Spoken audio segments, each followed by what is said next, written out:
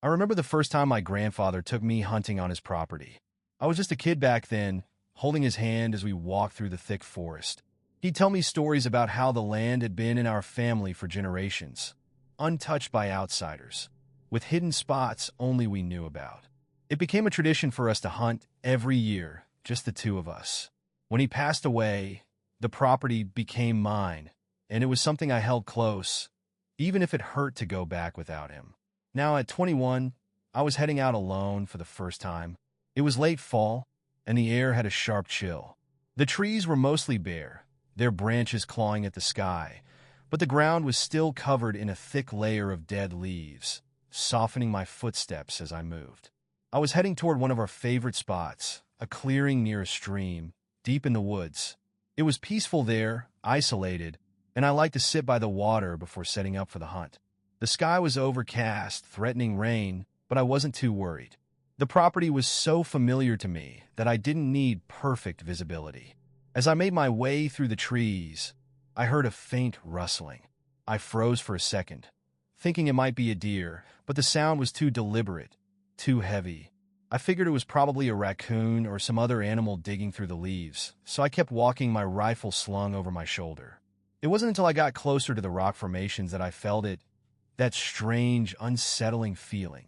Something was wrong, though I couldn't quite place what it was at first. My steps slowed, and my senses sharpened, my heartbeat thumping in my chest a little harder. That's when I saw him. At first, I thought I was imagining things, but there was no mistaking the figure moving behind the rocks ahead of me. It was a man, large and broad, dressed in worn-out clothes that looked too thin for the weather.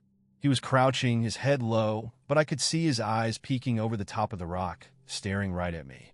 My breath hitched, and for a moment, I felt a surge of panic.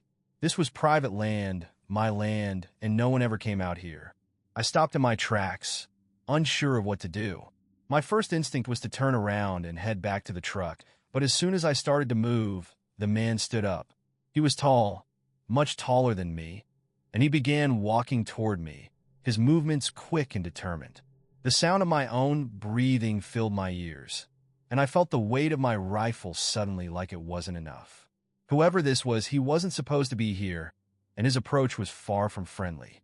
I backed up a step, but he closed the distance between us faster than I expected. My heart was racing now, the cold sweat forming on the back of my neck. I wasn't prepared for a confrontation, but I could tell from the look in his eyes that turning my back on him would be a mistake. "Hey!" I shouted, trying to sound more confident than I felt. "This is private property." The man didn't stop.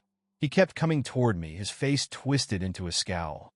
When he was close enough that I could see the tension in his jaw, he finally spoke, his voice low and angry. "You ruined her shot." I blinked, confused. "What?" "My wife," he snarled, pointing back toward the rocks. "She was tracking a deer, and you scared it off. You ruined her shot." For a second, I didn't know what to say. I hadn't seen anyone, let alone a deer. The man was sweating, his face red with fury, and his fists clenched at his sides.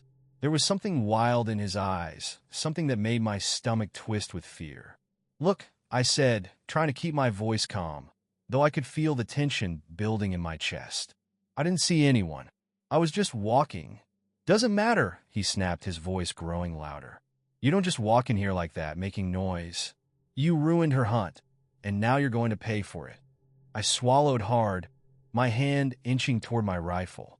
The pulse in my neck was pounding so loudly I could barely think. I didn't want to escalate things, but the way he was looking at me, it was clear he wasn't just angry about a lost deer. He bent down, grabbing a large branch from the ground, and I saw the way his grip tightened around it.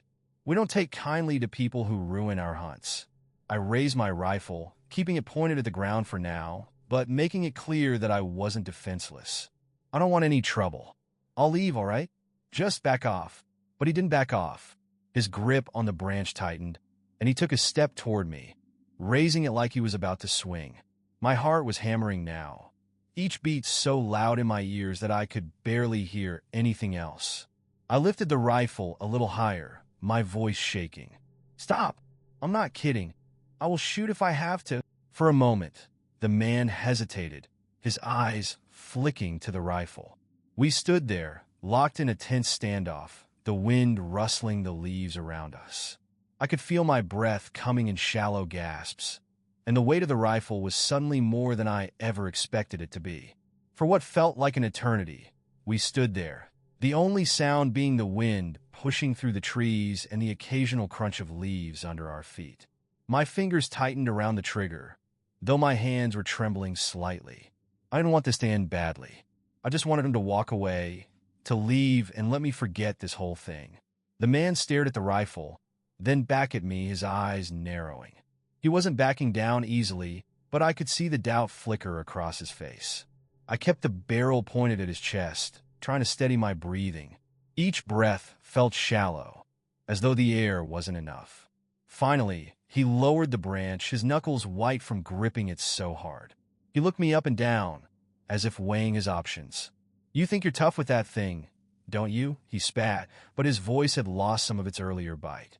He took a step back, his shoulders still tense, like a coiled spring ready to snap again if I made the wrong move. I didn't respond, just kept my eyes on him. My heart was still racing, but there was a small relief in seeing him take that step away. Maybe he was done. Maybe this would end without either of us getting hurt. "You better watch yourself," he muttered, tossing the branch to the ground with a heavy thud.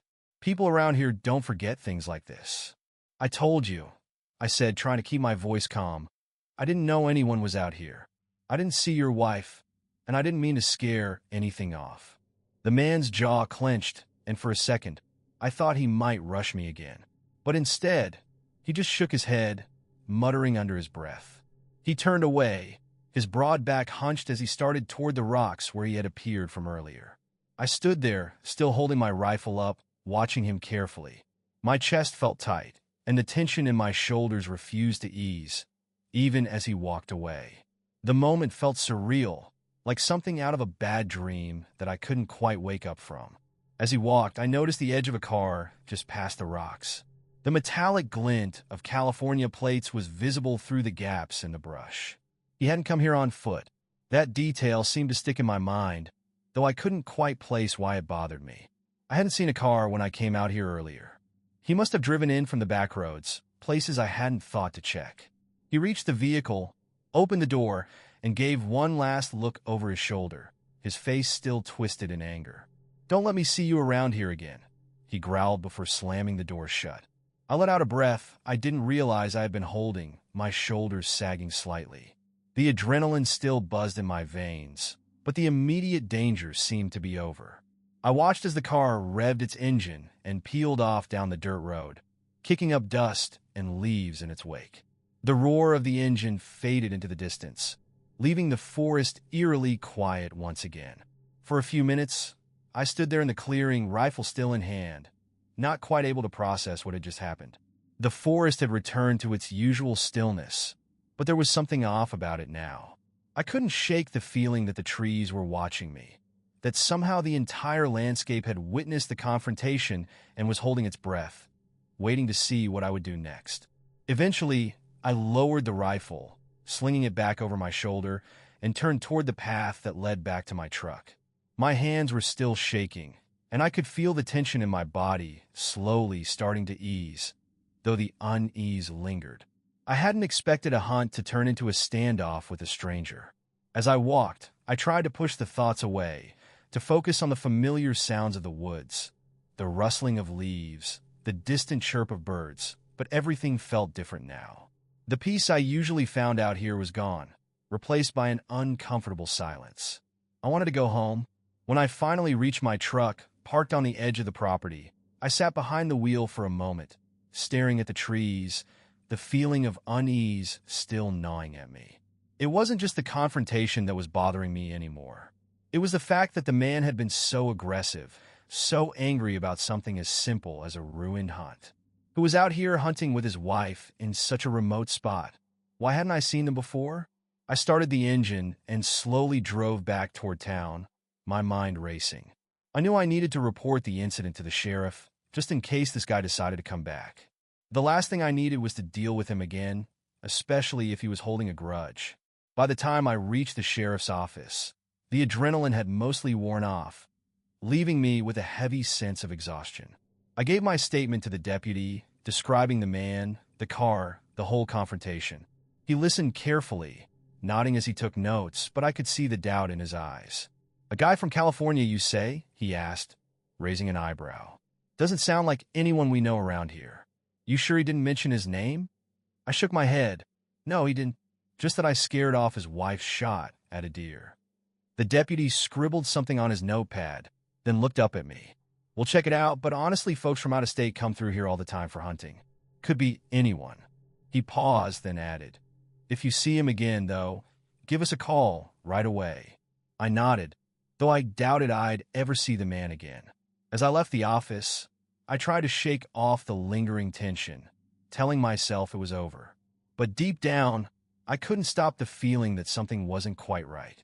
The drive home felt longer than usual, the road stretching out endlessly under the overcast sky. I kept replaying the encounter in my mind, trying to make sense of it. Everything about the man felt wrong. The way he had appeared out of nowhere, his aggression, the fact that he never mentioned his wife again after that first outburst. It gnawed at me, a low hum of anxiety that I couldn't seem to shake. I told myself it was over. He had left. The sheriff would handle it. But as I pulled into my driveway, the quiet of the evening settling over my house, the unease still lingered. It wasn't just the fear of seeing him again. It was something deeper, a sense that the entire day had shifted into a strange, unsettling territory, and there was no going back. I parked the truck and sat there for a moment, staring at my house. The familiarity of it should have been comforting, but it wasn't. My fingers tapped nervously against the steering wheel, and I realized my hands were still a little shaky from the adrenaline. I needed to calm down, to clear my head, so I grabbed my bag and rifle and headed inside, trying to force my mind onto something else. The house was quiet, just like it always was when I came back from a long day out in the woods. Usually I enjoyed the stillness after a day spent outside, but today it felt too quiet, too empty. I tossed my things onto the couch and headed to the kitchen, thinking maybe a hot cup of coffee would help settle my nerves. The sound of the coffee machine filled the silence, a steady hum that brought some normalcy back into the room. As I leaned against the counter, staring out the window at the fading light, I tried to convince myself that the worst was behind me. It was just an isolated incident. People get angry sometimes. I'd probably never see that guy again. But even as I thought it, my chest tightened. Something about his threat stuck with me. People around here don't forget things like this. What did that even mean? Who was he talking about? There wasn't a people around here. It was my grandfather's land, now mine. No one else had any claim to it. I shook my head, trying to push the thoughts away, but they lingered. I found myself pacing around the kitchen, unable to sit still. I walked to the window and stared out into the backyard, where the edge of the forest met the lawn. The trees stood dark and still, barely moving in the evening breeze, but I couldn't shake the feeling that something was watching from just beyond the tree line. I knew it was ridiculous. There was no one out there, no reason to feel paranoid, but the feeling wouldn't leave me, and before I knew it, I was locking the doors and double-checking the windows, something I hadn't done in years. Usually I didn't bother with that kind of thing. This was a quiet area far from any trouble. But tonight it felt different. I tried to distract myself, flipping through the channels on the TV, but nothing could hold my attention. Every few minutes, I found myself glancing toward the window, expecting to see something, anything, moving outside. But the forest remained still, and the shadows grew longer as night crept in. Hours passed, and by the time I decided to turn in for the night, I was mentally exhausted. The adrenaline from earlier had worn off completely, leaving me feeling drained and on edge.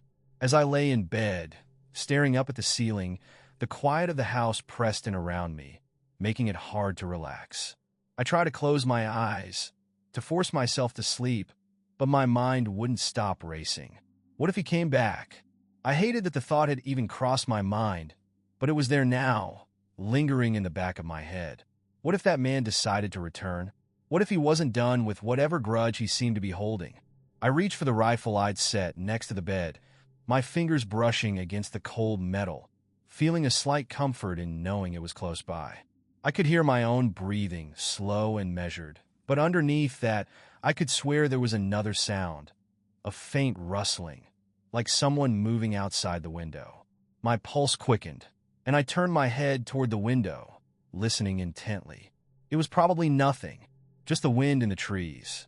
But then it came again, the sound just barely there, like footsteps crunching softly through the leaves.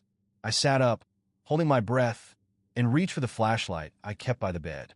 My heart was thudding in my chest as I flicked it on and aimed the beam toward the window. Nothing, just the trees, dark and unmoving. The wind must have picked up, I told myself, trying to calm down. There was no way that guy had come back. I was being paranoid, letting my mind get the better of me. I took a deep breath and lay back down, though I kept the rifle close by, just in case. The next few days passed without incident. I didn't go back out to the property right away. I told myself it was because I was busy, but deep down I knew it was because I didn't want to risk running into that man again. I wanted some time to pass, to let things cool down. By the weekend, though, I was feeling a little more like myself.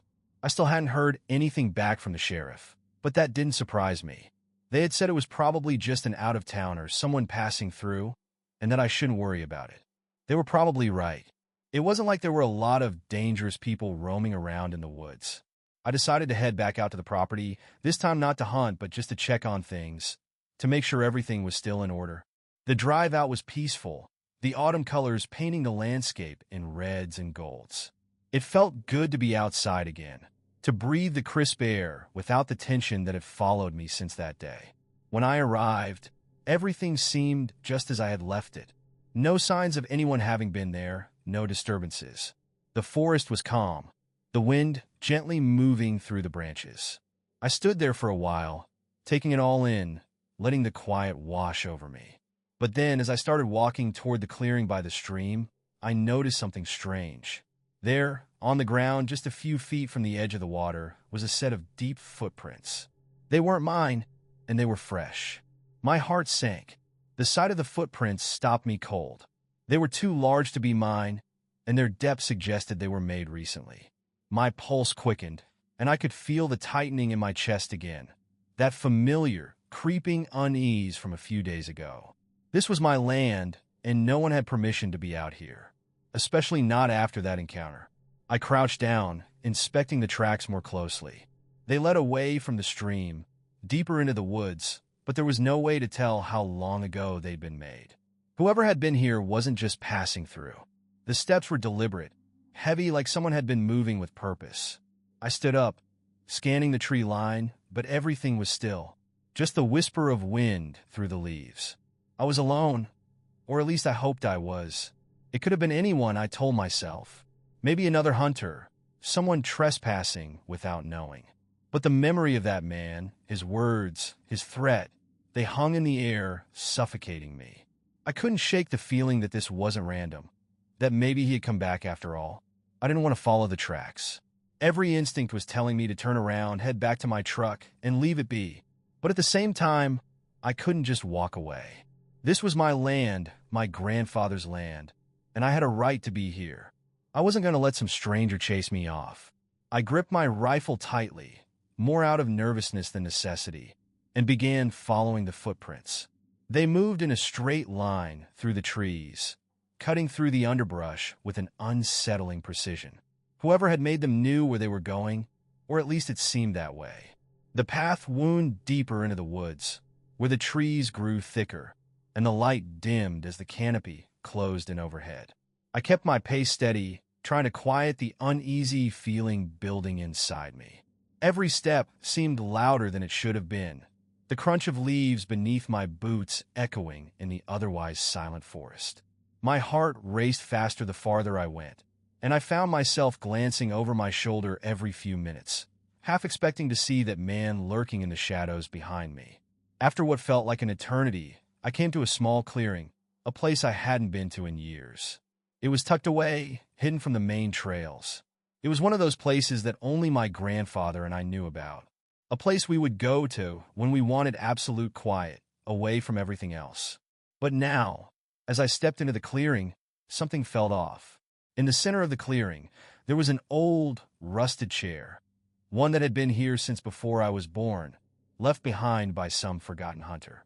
It was still there, just as I remembered it, though now overgrown with weeds and moss. But that wasn't what caught my attention. What did was the small campfire pit beside it, freshly used. Ashes were still warm, faint embers glowing red beneath the blackened logs. Someone had been here. Recently. A cold shiver ran down my spine, and I instinctively tightened my grip on the rifle. This wasn't just trespassing anymore. This was deliberate. Whoever had been here had known about this spot. And if they knew about this place, there was a good chance they knew more about the property than I was comfortable with. I scanned the perimeter of the clearing, searching for any signs of movement, any indication that someone was still nearby. But there was nothing, just the trees standing tall and still, silent witnesses to whatever had taken place here. My heart thudded loudly in my ears, and I could feel my breath quickening again, though I tried to control it. I took a step closer to the fire pit, crouching down to examine it. The embers weren't strong enough to suggest someone had just left, but they hadn't been out here too long either. Maybe a few hours at most. Whoever they were, they might still be close. I stood up, my senses on high alert, and took a few steps back, my eyes darting between the trees. The unease that had been simmering under the surface now felt like a full-blown panic, though I tried to push it down. I had the rifle. I could defend myself if I had to. But the real question was, what was I defending myself from? Was it the man from before? Was it someone else? Whoever it was, they clearly had no intention of leaving anytime soon. My stomach churned with a sickening anxiety, and I fought the urge to turn around and bolt back to my truck. I needed to get out of here. Now, I took one last glance at the fire pit before turning and heading back the way I'd come. My breath was shallow and rapid, my body on edge with every step I took. The woods that had once been a sanctuary now felt oppressive, the trees looming over me like sentinels, watching my every move. As I walked, I couldn't help but feel like I wasn't alone, that someone or something was out there just beyond my line of sight, watching me. The back of my neck prickled with unease, and I quickened my pace, trying to push the thought away. But the feeling wouldn't leave me. It clung to me, heavy and suffocating, as I moved through the woods. By the time I reached my truck, my nerves were frayed, and my hands were shaking again. I tossed my rifle into the passenger seat, climbed in, and started the engine. The familiar rumble of the truck was the only thing that seemed to break the eerie silence that had settled over the woods. I didn't waste any time. I backed out of the spot and started down the long dirt road that led back to town. My heart was still pounding, the remnants of adrenaline surging through my body, but as the miles stretched on, I started to feel a little better. The trees gave way to open fields, and the tension slowly began to ease. The farther I got from the woods, the more I convinced myself that I had overreacted. It was just someone passing through, I told myself. Maybe they were a hiker or another hunter. The fire pit, the footprints, it didn't mean anything sinister. But even as I tried to rationalize it, I couldn't shake the nagging feeling that something was wrong. I needed to tell the sheriff again. Maybe this wasn't just a one-off incident. Maybe there was more going on than I had initially thought. But part of me dreaded the thought of going back to that office, of telling them that I'd found fresh evidence of someone on the property. I didn't want them thinking I was paranoid or worse, scared. But as I drove into town, the feeling of unease gnawed at me, refusing to let go. Something wasn't right out there in the woods, and I had a sinking feeling that it wasn't over. The road back to town stretched out before me, the sun beginning to dip below the horizon, casting long shadows across the fields. I tried to focus on the road, on the simple task of driving, but my mind kept drifting back to the footprints, the fire pit, and the eerie stillness that had followed me through the woods. The unease clung to me, like a cold, damp fog that wouldn't let go. No matter how far I drove, it followed. I thought about stopping by the sheriff's office again, but a part of me hesitated. What was I going to tell them? That I found some footprints in an old fire pit? They'd probably chalk it up to another hunter, or maybe some hikers passing through. The thought made me uneasy. What if they didn't take me seriously? What if they thought I was just being paranoid? Still, as I reached the edge of town, I felt that gnawing sense of responsibility. This was my land, my grandfather's land. I had to protect it, and if someone was trespassing, they needed to know. But more than that, I needed to know what was going on. The questions weighed heavily on me, as if the air around me had thickened, pressing down on my chest. I pulled into the parking lot of the small diner on the main street, deciding I needed a break before heading to the sheriff's office. The familiar neon sign flickered above the door, the same sign that had been there since I was a kid. It was a place I'd come to hundreds of times, mostly with my grandfather after a long day out hunting. The smell of coffee and frying bacon always greeted you the moment you stepped inside, no matter the time of day. Inside, the place was nearly empty, save for a couple sitting by the window and the waitress behind the counter, her back to me as she wiped down a coffee pot. I felt the tension in my shoulders ease slightly as I sat down at the counter and ordered a cup of coffee. The warmth of the mug in my hands was comforting, but my mind kept wandering back to the woods, to the footprints, and the sense of being watched. The bell above the door jingled, and I instinctively glanced up, half expecting to see that man from the woods walk in, his face twisted in that same angry scowl. But it was just another local, someone I recognized but didn't know by name. I let out a breath, realizing how on edge I still was. I hadn't felt this unsettled in a long time, not since my grandfather had passed. I thought about him, about the stories he used to tell me when we were out in the woods. He always said that the land had its own way of keeping people safe, that as long as we respected it, it would respect us. But now, I wasn't so sure. Something felt off, like the land itself had changed, and not in a way that I understood. The door jingled again, and this time, I turned my head to see a man in a sheriff's uniform walk in. It wasn't the sheriff himself, just one of the deputies, a guy named Rich who'd been around for as long as I could remember. He nodded at me as he walked over to the counter, ordering a coffee to go. I hesitated for a moment, then cleared my throat. "Hey, Rich," I called out, my voice sounding steadier than I felt. He turned toward me, raising an eyebrow. "Hey, kid, what's going on?" he asked, sliding onto the stool next to me. "You look like you've seen a ghost."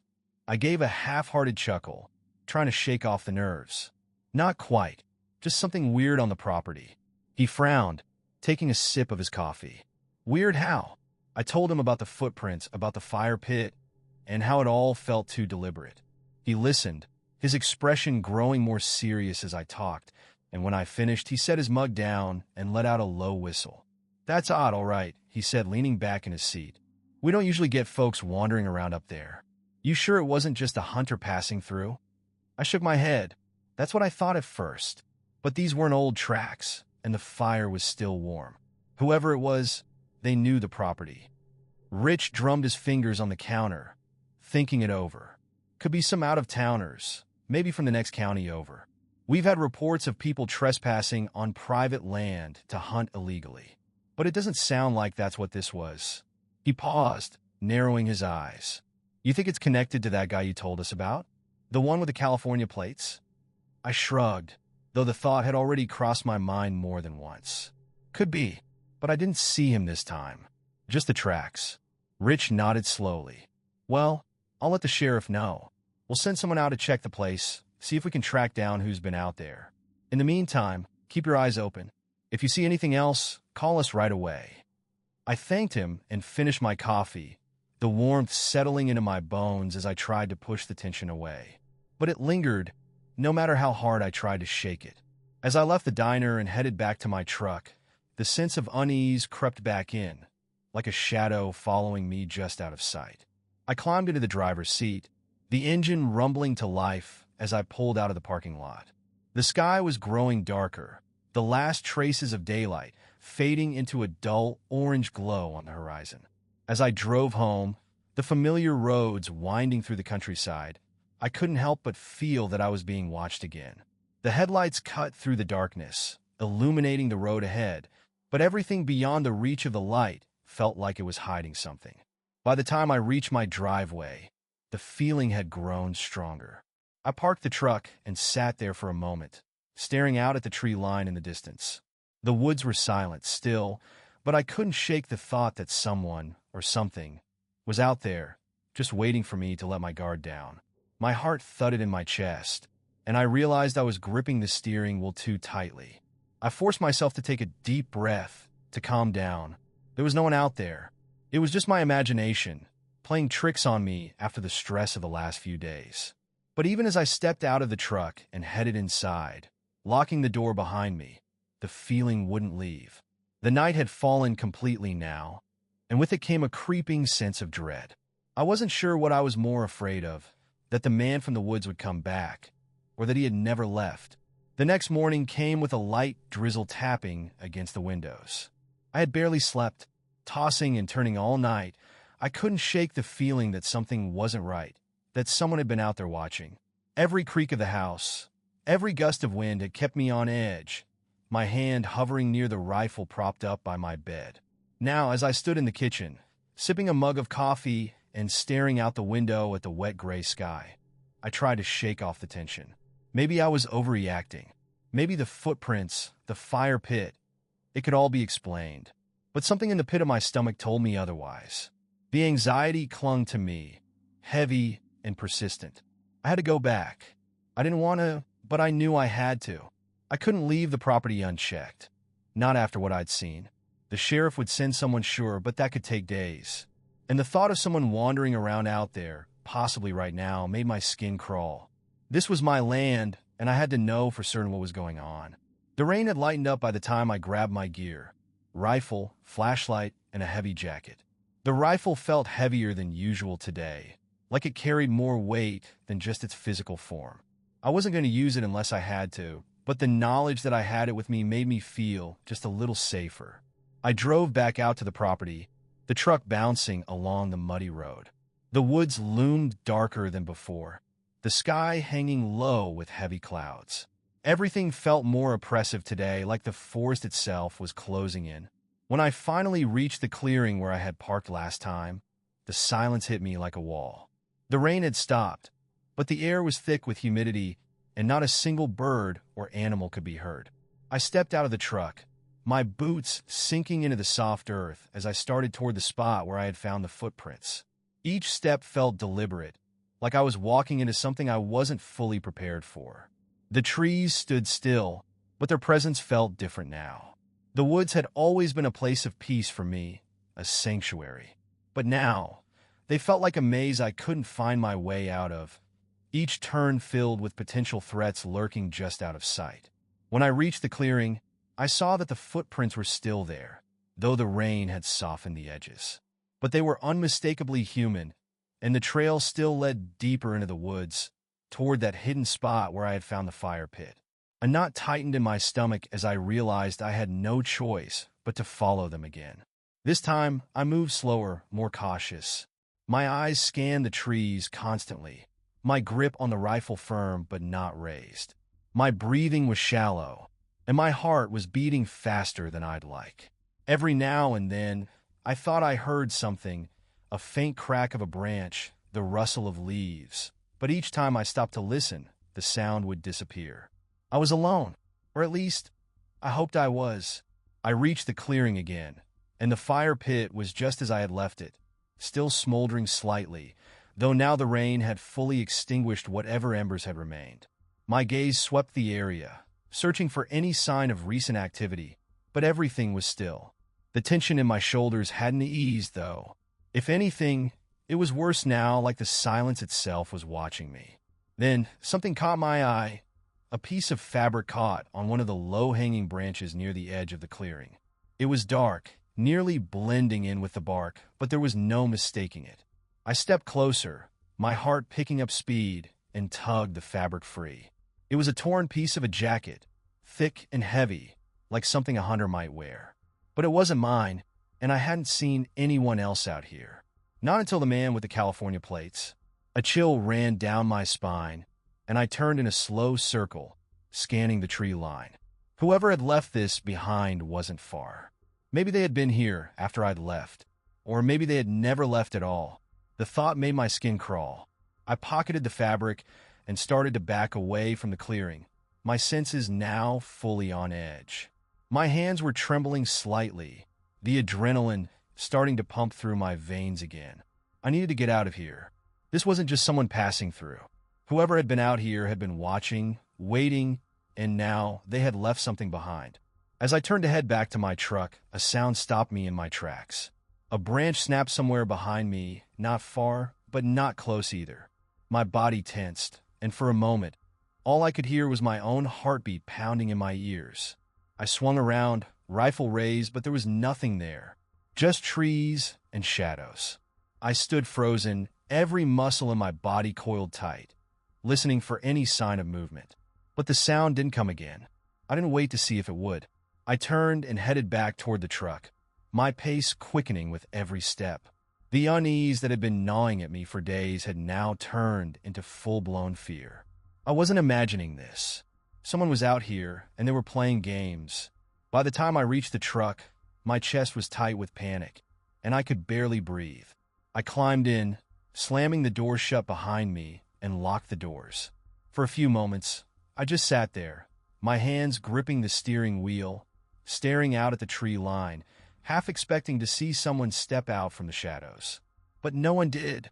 The woods remained still, as if nothing had happened. I started the truck and pulled away, the tires spinning slightly in the mud before catching grip on the road. As I drove away, the tension in my body slowly began to ease, though the fear remained. This wasn't over. I had found proof that someone was out here, someone who had left a piece of themselves behind. And now, they knew that I had found it. My heart pounded in my chest as I thought about what to do next. Going back to the sheriff seemed like the obvious choice, but something about it didn't sit right with me. What if they didn't believe me? What if they thought I was just paranoid, imagining things? No, I needed to handle this on my own. I needed to figure out who was on my land and why they were out here. But I couldn't do it alone. As I drove back toward town, the rain starting up again, a plan began to form in my mind. I'd bring someone with me next time, someone who could help me track down whoever was out there, someone who wouldn't think I was losing my mind. I just hoped I wasn't too late. The rain came down harder as I drove back toward town, the wipers struggling to keep the windshield clear. My mind was racing, running through the events of the last few days, trying to make sense of it all. I had always felt safe on that land. It was my family's, my sanctuary, and now that feeling had been shattered. Someone was out there, lurking, watching, and I still didn't know why. I kept thinking about the torn fabric in my pocket. It was proof, something tangible I could take to the sheriff, but would it be enough? People wander into private property all the time, and even with the strange circumstances, I wasn't sure it would be taken seriously. But what really bothered me was the silence. Whoever was out there wasn't just trespassing. They weren't making mistakes, and that scared me more than anything. I pulled into town and parked outside a small hardware store. I needed supplies if I was going to keep going out there. Extra batteries for my flashlight, some trail markers to make sure I didn't lose my way in the deeper parts of the forest, and maybe a better map of the area, just in case. I had grown up navigating those woods, but something about the last few days made me feel like I couldn't rely on my instincts alone anymore. Inside the store, the fluorescent lights buzzed quietly, casting a sterile glow over the rows of tools and equipment. The normalcy of it all felt out of place, like I had stepped into another world. People milled about, chatting casually about mundane things, garden projects, home repairs, but I couldn't shake the gnawing anxiety that clung to me. I grabbed what I needed quickly, avoiding small talk with the clerk, and paid in cash before heading back to the truck. As I tossed the bag of supplies onto the passenger seat, I glanced at the time. It was later than I thought, and the sky had already darkened. I considered going back out to the property, but the idea of wandering through the woods in the dark, especially after what I had found, made my skin crawl. I'd go back tomorrow, with daylight on my side and a clear plan. For now, I needed to talk to someone I could trust. My phone buzzed on the dashboard, and I picked it up, relieved to see a familiar name on the screen. It was Tom, an old friend who had grown up in the area, but had since moved a couple of towns over. We hadn't talked in a while, but if anyone would be able to help me make sense of this, it was him. He was one of the best trackers I knew. He could find his way through any terrain, no matter how thick or wild. And more importantly, he was the type of person who wouldn't brush off my concerns. I dialed his number, listening to the ringing and hoping he would pick up. After a few moments, his gruff voice came through the line. "Hey man, long time no talk. What's up, Tom? I need your help," I said, cutting straight to the point. My voice was tense, and I could hear the urgency in it. "Something's been going on at my place. out in the woods. I think someone's been on the property, but I can't figure out why. It's weird, man. I don't know how else to explain it. There was a brief pause on the other end. Then Tom spoke, his tone more serious now. What do you mean someone's been out there? You talking about poachers or something else? I don't think it's poachers, I said. I found footprints, a fire pit that was still warm, and a torn piece of someone's jacket. But there's more. It's the way it feels out there, like someone's watching me. And I'm not just imagining it. I heard things too. Branches snapping, footsteps. Whoever it is, they're not just passing through. Tom let out a low whistle. That sounds strange.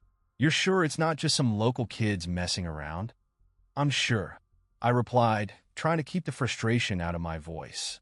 Look, I wouldn't call if it was something I could handle on my own.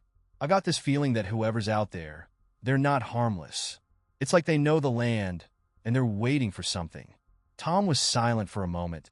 Then I heard him let out a sigh. All right, man. I'll come out tomorrow.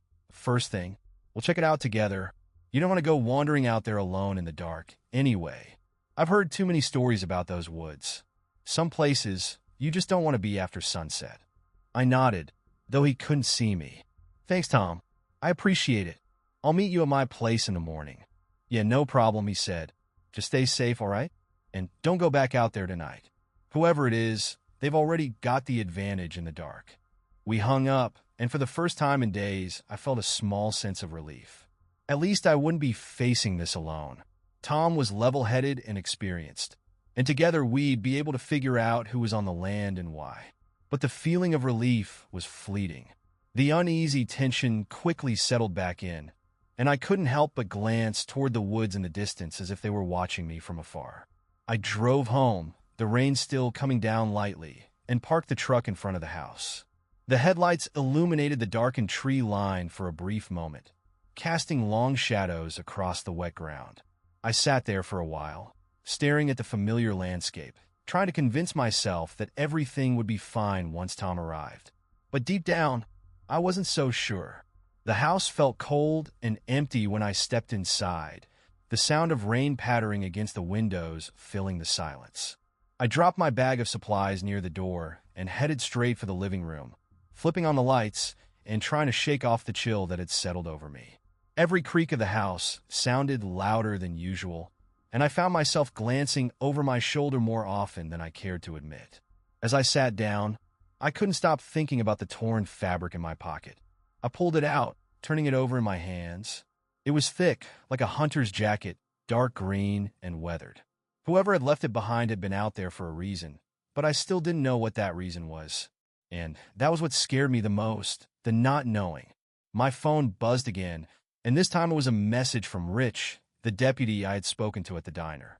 It was short, just a few words. No updates yet, but we'll keep an eye out. Let us know if anything else happens. I stared at the message, feeling the weight of the situation pressing down on me. It wasn't just about finding out who was on my land. It was about the growing sense that I was dealing with something more than just a trespasser, something deliberate. And the more time passed, the more dangerous it felt. I set the phone down and leaned back in my chair, the unease settling over me like a heavy blanket. Tomorrow, Tom, and I would go back out there. We'd get some answers, one way or another. But as I sat there, listening to the rain and the quiet creaks of the house, I couldn't shake the feeling that whatever was out there wasn't finished with me yet. The morning came slowly, with the sky still draped in a dull, gray overcast. I hadn't slept well, not that I expected to after everything that had happened. The house felt too quiet, too empty, as if the silence itself was waiting for something. Even as I moved through my morning routine, the nagging feeling of unease wouldn't leave me. Tom was set to arrive any minute now. And while the thought of having someone else out there with me brought a small sense of relief, it wasn't enough to drown out the anxiety that had been building over the past few days. Whoever was out there, they were still out there.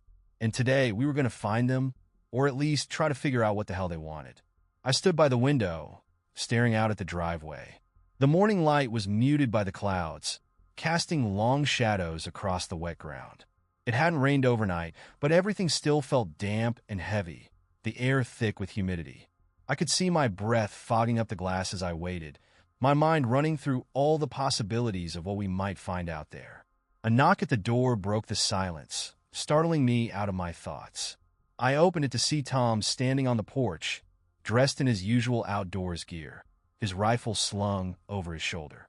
He gave me a nod, a small smile tugging at the corner of his mouth. "Morning," he said, stepping inside as I moved out of the way. "You look like you haven't slept in days." "I haven't," I replied, closing the door behind him. My voice sounded more strained than I intended, and I could feel the tension in my shoulders as I spoke. "Thanks for coming, Tom." I wasn't sure what else to do. Tom waved a hand, brushing off the gratitude.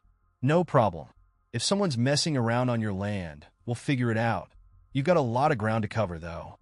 It's good we're starting early." I nodded, and we both grabbed our gear. I had packed extra water, food, and some trail markers just in case we ended up deep in the woods. The rifle felt heavier today, or maybe that was just my nerves talking. Either way, I wasn't about to head out there unprepared.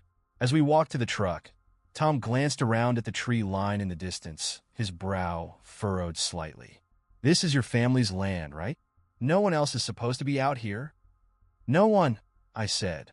"It's been in the family for generations. The nearest neighbor is miles away, and they don't hunt." Tom grunted, clearly thinking it over. "That's what makes this strange.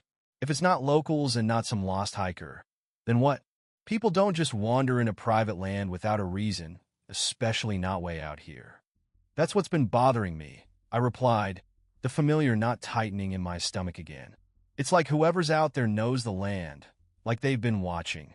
Tom didn't say anything right away, but the look on his face told me he was taking it seriously. He'd grown up in these kinds of woods, too, and he understood the unspoken rules of the land. You don't trespass, and you don't mess with people's property. Whoever had been out there had broken both of those rules. We drove out to the property in silence. The only sound the low hum of the engine as the truck rolled along the muddy road. The sky was still overcast, and the woods ahead loomed dark and thick, almost like they were waiting for us. I could feel the tension in the air between Tom and me. Neither of us knew exactly what we were walking into. When we arrived, I parked the truck in the same spot as before, and we stepped out, our boots sinking slightly into the soft ground.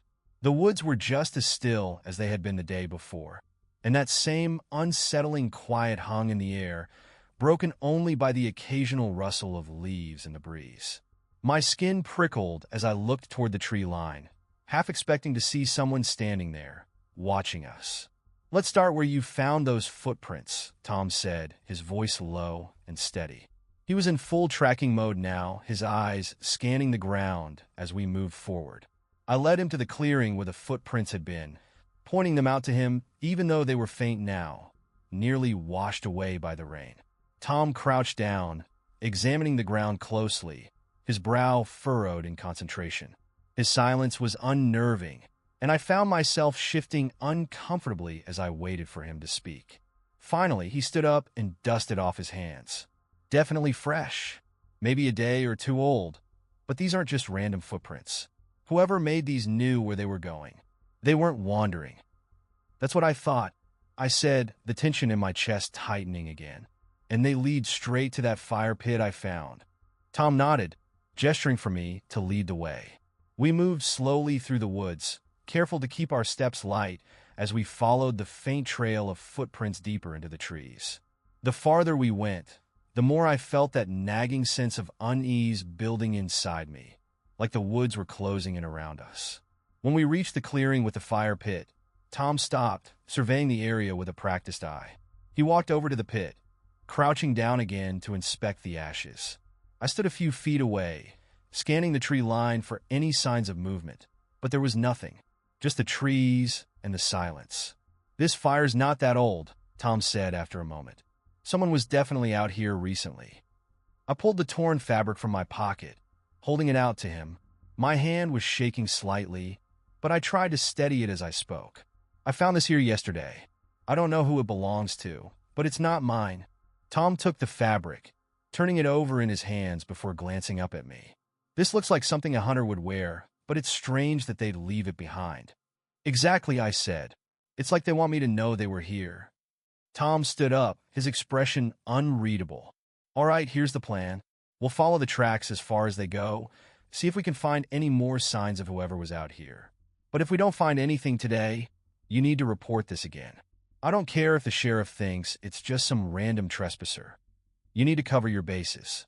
I nodded, though the thought of going back to the sheriff felt like admitting defeat. I wanted to handle this on my own, but Tom was right. There was no telling who was out here or what their intentions were, and the longer I waited, the worse it could get. We spent the next few hours combing through the woods, following the faint trail of footprints and searching for any signs of the person who had left them. The forest grew denser as we moved, the trees pressing closer together, and the light from the overcast sky barely filtering through the thick canopy. Every sound, every snap of a twig underfoot made my heart race. But after hours of searching, we found nothing. No more footprints, no more signs of a camp or a fire. It was like whoever had been out here had vanished into thin air. The unease was still there, but now it was mixed with frustration. How could someone leave so many signs and then just disappear? As we made our way back to the truck, Tom turned to me, his expression serious. I don't like this, man. It doesn't feel right.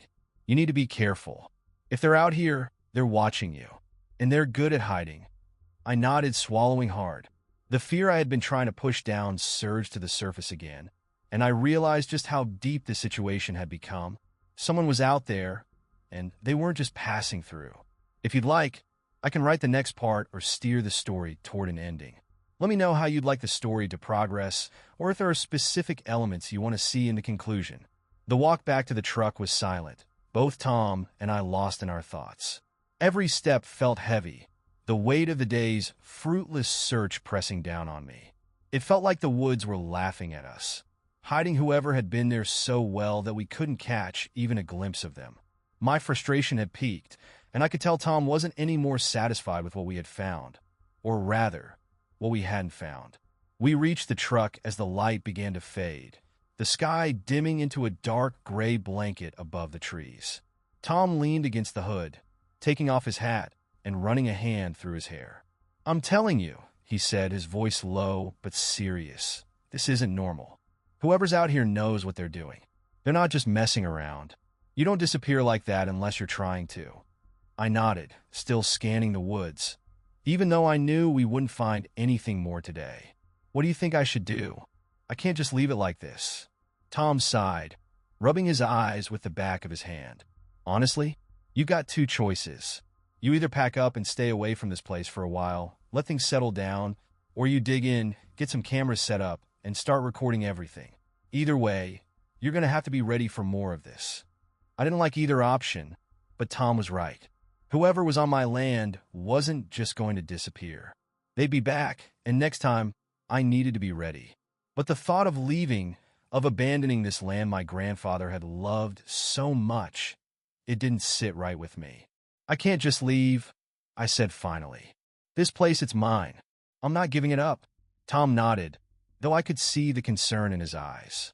"Then you need to get serious about this. Cameras, motion detectors, anything that can give you a heads up if they're coming back. And you need to get the sheriff involved again. You can't do this alone." The idea of setting up cameras felt invasive, like I was turning the woods into some kind of surveillance zone. But I didn't have a choice. If someone was out there, watching me, I had to watch them too. As we stood there, the woods eerily quiet around us, a chill ran down my spine. Tom was right. I couldn't do this alone. But part of me felt like no amount of cameras or motion detectors would stop whoever was out there. They were patient, they were watching, and they were waiting for something. And I didn't know what it was. We packed up the rest of our gear and headed back to town, the drive even quieter than before. I could tell Tom was worried, even if he didn't say it out loud. He'd seen enough in the woods to know when something wasn't right, and this was one of those times. When we reached my house, Tom turned to me before getting out of the truck. "Listen, man, you've got my number. If anything else happens, you call me right away, all right? Don't try to handle this on your own." I nodded, though the fear gnawing at my gut told me I might not get the chance to call for help. Whoever was out there wasn't finished with me yet. They were just getting started. Tom drove off, leaving me standing in my driveway, the the fading light casting long shadows over the trees. The silence was deafening, and I couldn't shake the feeling that something, or someone, was still watching. That night, I stayed up late, my eyes glued to the window as I watched the tree line.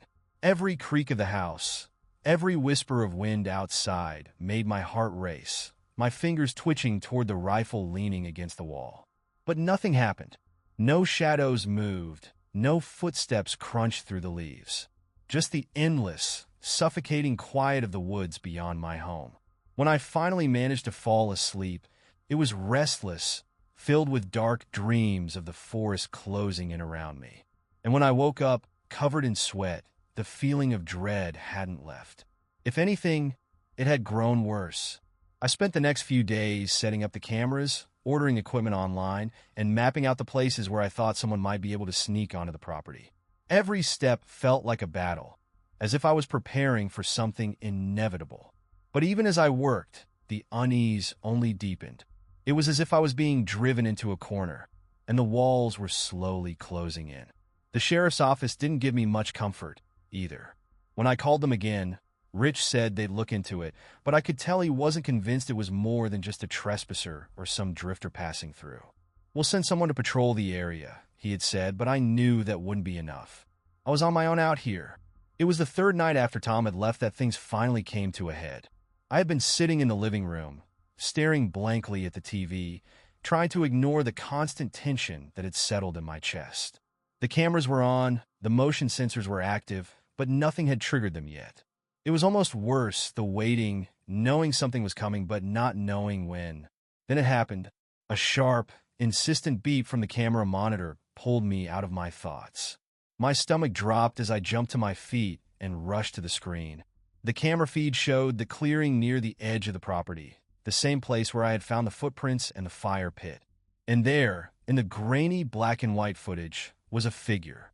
Tall, broad-shouldered, wearing a dark jacket. It was him. My heart pounded in my chest as I stared at the screen, watching the figure move slowly, deliberately through the clearing, just outside the range of the cameras. He wasn't in a hurry. He wasn't hiding. He wanted me to see him. I grabbed the rifle and rushed to the door, my mind racing. This was it. This was the moment I had been waiting for, the confrontation I had been dreading. But as I threw open the door and stepped outside, rifle raised, the woods were silent. The figure was gone. I scanned the tree line, my breath coming in ragged gasps, but there was no one there. Just the empty clearing, the shadows of the trees swaying in the faint breeze. I stood there for a long time, the rifle trembling in my hands, the fear crashing over me in waves. He had been there. I had seen him. But now he was gone, and I was alone again, standing on the edge of my property, with nothing but the cold night air and the weight of my fear. And in that moment, I realized something. He wasn't going to stop. No matter how many cameras I set up, no matter how many times I called the sheriff, no matter how many nights I stayed awake, waiting for him to show up again, he wasn't going to stop. Because this wasn't about the land. It wasn't about hunting or trespassing. It was about me, and he wasn't done with me yet. Hey there! Don't forget to like the video and subscribe. Thank all of you.